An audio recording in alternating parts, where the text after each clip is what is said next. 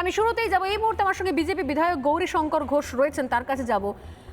গৌরীশঙ্কর বাবু, আমি একটা বিষয়ে ক্লিয়ারলি জানতে চাই, আপনি বিভিন্ন সময়তে বলেছিলেন মালদা মুর্শিদাবাদে কিভাবে হিন্দু শূন্য হওয়ার পথে যাচ্ছে মালদা মুর্শিদাবাদ। কি সুচতুর উপায়, কি ভয়ঙ্কর জঘন্যতম একটা প্ল্যান সেখানে শাসক দল কার্যকর করার চেষ্টা করছে এই সংখ্যালঘুদেরকে সামনে রেখে, এই সংখ্যালঘুদের শিখণ্ডে রেখে, যাতে বিপদে পড়লে বলা যায় যে সেটা তো সংখ্যালঘু করেছে, শাসক দলের কোনো ভূমিকা ছিল না। আজ নিজের দলের পঞ্চায়েত সভাপতি বলছে যে হ্যাঁ, মালদা মুর্শিদাবাদে আগুন জ্বালানোর পেছনে এই সিদ্দিকুল্লাহ চৌধুরীর উস্কানি ছিল, সিদ্দিকুল্লাহ চৌধুরী প্রকাশ্যে উস্কানি দিয়েছিল, সেই জন্যই আগুন জ্বলেছিল। কি বলবেন মমতা বন্দ্যোপাধ্যায়, আর কত লুকোবেন, আর কত এই ধরনের মন্তব্য, এই ধরনের উস্কানি, সংখ্যালঘুদের বাঁচানোর চেষ্টা, ভোট ব্যাংক আগলে রাখার চেষ্টা আর কত করবেন গৌরীশঙ্কর বাবু? দেখুন, পশ্চিমবাংলায় তৃণমূল কংগ্রেস বিজেপি জুজু দেখিয়ে মুসলিম সম্প্রদায়ের ভোট নিয়েছে, এখনো নিচ্ছে, আগামী দিনেও নেওয়ার জন্য বিভিন্ন পরিকল্পনা এঁটেছে। শুধুমাত্র মুসলিম ভোট, মুসলিমদেরকে ভুল বুঝিয়ে মুসলিম ভোট, তাদের সার্বিক উন্নয়ন ঘটিয়ে নয়। আজকে যে মুসলিম সমাজ তৃণমূলকে ভোট দিচ্ছে, সেই মুসলিম সমাজকে একটাই ভয় দেখানো হচ্ছে, বিজেপি আসলে তোমাদের তাড়িয়ে দেবে, বিজেপি আসলে তোমাদের রোজা রাখা বন্ধ হয়ে যাবে, নামাজ বন্ধ হয়ে যাবে, ইত্যাদি ইত্যাদি। তাতে স্বাভাবিকভাবে মুসলিম সমাজের মানুষ ভীত সন্ত্রস্ত হচ্ছে, কারণ ধর্মের জায়গায় আঘাত করা হচ্ছে। পশ্চিমবাংলা ছাড়া বাইরেও বিজেপি শাসিত রাজ্য বেশ কিছু রয়েছে, ভারতবর্ষের অধিকাংশ রাজ্যে বিজেপি সরকার রয়েছে, সেখানে মুসলিমরাও রয়েছে এবং বহাল তবিয়তে রয়েছে। পশ্চিমবাংলার থেকে তাদের আর্থসামাজিক পরিস্থিতি অনেকটাই ভালো।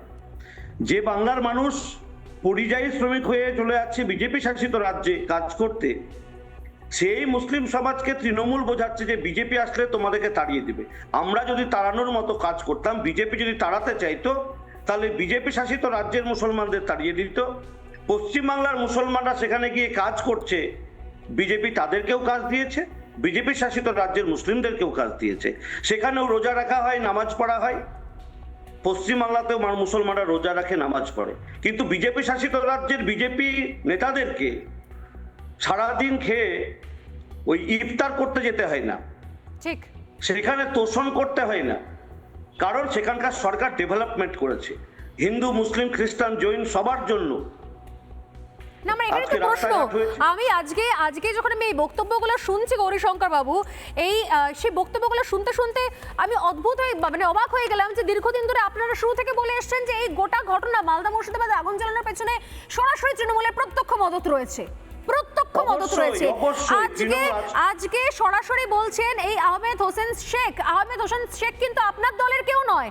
আহমেদ হোসেন শেখ মন্তেশ্বর পঞ্চায়েত সমিতির সভাপতি, তিনি প্রকাশ্যে এক্সক্লুসিভলি রিপাবলিক বাংলাকে জানিয়েছেন এই মুহূর্তের সব থেকে বড় খবর যেটা, তা হচ্ছে এই মালদা মুর্শিদাবাদ ধুলিয়ানে এই হিংসার পেছনে, এই আগুন জ্বালানোর পেছনে এই সিদ্দিকুল্লাহ চৌধুরী ছিলেন। অবশ্যই অবশ্যই। দেখুন, আজকে মুর্শিদাবাদের ধুলিয়ানে যে ঘটনা ঘটলো, শামশেরগঞ্জে ঘটলো, বিগত দিনে বেলডাঙ্গায় হয়েছে, শক্তিপুরে হয়েছে, প্রত্যেকটা ক্ষেত্রে এই তৃণমূল কংগ্রেস নেতা কিছু রয়েছেন, যেমন এখানে হুমায়ুন কবির রয়েছেন, তেমনি সিদ্দিকুল্লাহ চৌধুরী রয়েছেন, জামায়াত ইসলামে হিন্দ করতেন, এখন তৃণমূল করছেন। তো তাদের যে বক্তব্য, একটু আগেই শুনছিলাম যে তিনি বলছিলেন কলকাতাকে স্তব্ধ করে দেবো, মুড়ি খাবে, বসে থাকবে, দেখবে টনক নড়বে। এটা তো হুমকি দেওয়া, এটা রাস্তা অবরোধ করবো, আটকিয়ে দেবো, বাস পোড়াবো, পুলিশের গাড়ি পোড়াবো।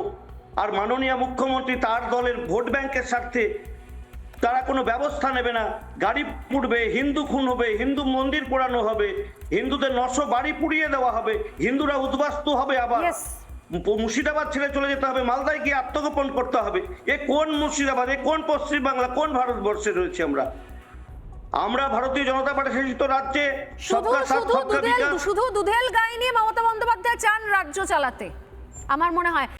নানা ধরনের কন্টেন্ট দেখার জন্য লাইক করুন, শেয়ার করুন আমাদের ফেসবুক পেজ, সাবস্ক্রাইব করুন আমাদের ইউটিউব চ্যানেল।